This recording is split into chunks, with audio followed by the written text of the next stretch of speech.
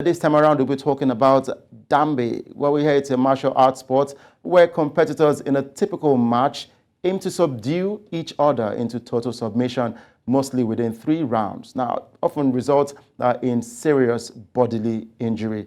Now, there has been a lot of this going on in the northern part of Nigeria, and of course, we have someone here who will shed more light on the sport and its growth. We're talking about Dambe. We have Maxwell, Kalu, CEO and founder, African Warriors Fighting Championship.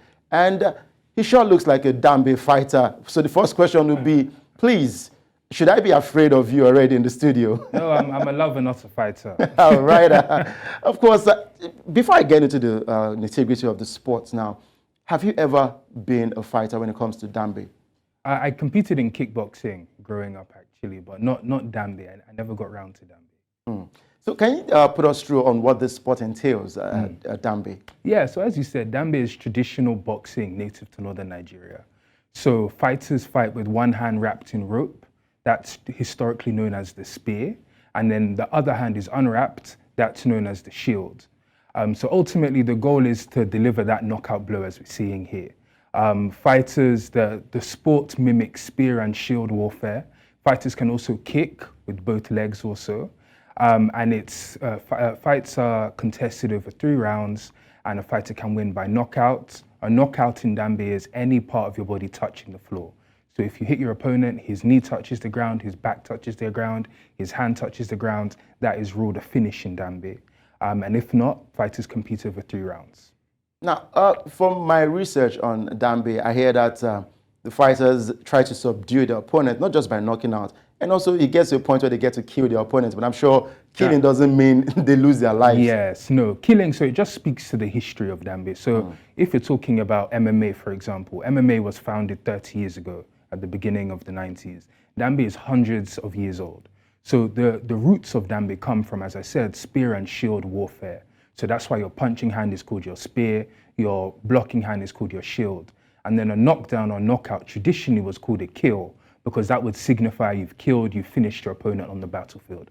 So nobody's dying. We're not trying to see anybody die in this 2023. Yeah. And looking at the fighters now, I know sometimes in boxing you have your tooth guard, and MMA, there are a lot of guards that you actually wear just to protect yourself. But then I've not seen any one of them wearing any form of guard on their face, their tooth. The only thing I see is more like a weapon wrapped around their arms. And I'm wondering, what are the safety measures of Dambe? Because I know this can actually result to losing some body parts. Yeah, I mean, so we as African Warriors Fighting Championship, our goal for the sport is to raise standards in the sport.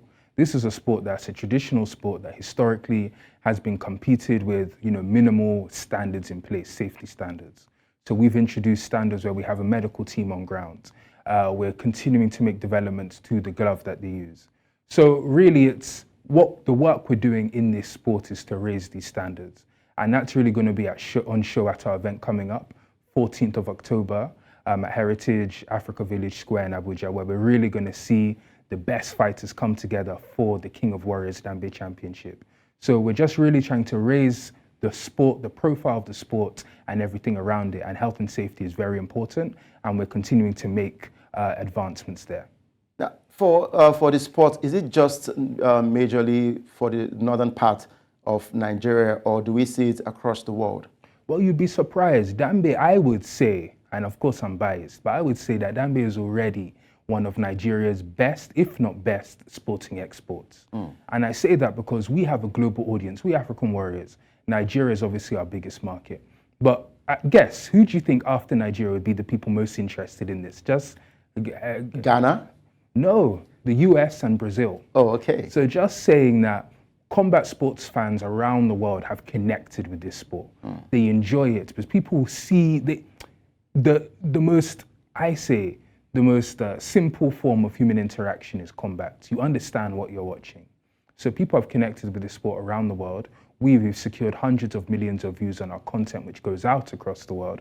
So it just goes to show that this sport, of course, it's native to northern Nigeria. That's the heartland of it. But we're seeing interest across Nigeria. And more generally, we're seeing interest across Africa and globally. All right. For Dambe, is it just known to be for male fighters alone, or do we get to see unisex there? No, we'll continue to make advancements. So we have to be respectful of the culture of the sport. We didn't create Dambe. I'd love to tell you I did, but I certainly didn't. I just lead the organization, the biggest organization in the sport. But ultimately, this sport comes from a place, Northern Nigeria, known for being quite conservative. So historically, women are not as prominent in the sport of Dambe. And we're working with our community partners. We work very closely in Kanu, in Katsina, in Abuja, with those communities to see how we can continue to change things in a way that makes sense for the community. And eventually, I hope to see women competing in Dambe. All right, so we look forward to women competing in Dambe. And for looking forward to the championship that will kick off in October. How do you get to discover these fighters? What makes them prove their worth to be able to be a part of the championship? Yes. I mean, Udoka, you need to follow us, man. We'll show you around. We spend a lot of time sort of going around Dambe arenas across Nigeria, especially the north. We spend a lot of time in Kanu, in Katsina, which have some of the biggest arenas in the country. So this is the proving ground. This is where fighters come and show their worth in front of the crowds. And then eventually we African Warriors now say, okay, we found these best fighters and we want to give them a bigger platform. So that's very much what we're doing with this event. We're doing it in the heart of Abuja. We're bringing together people that might typically not make it to the Dambe arena, the local arena, to be able to see this sport at its very best.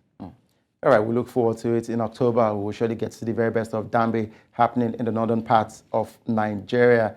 Thank you very much, Maxwell, for joining us today to talk about the sports. Thank you.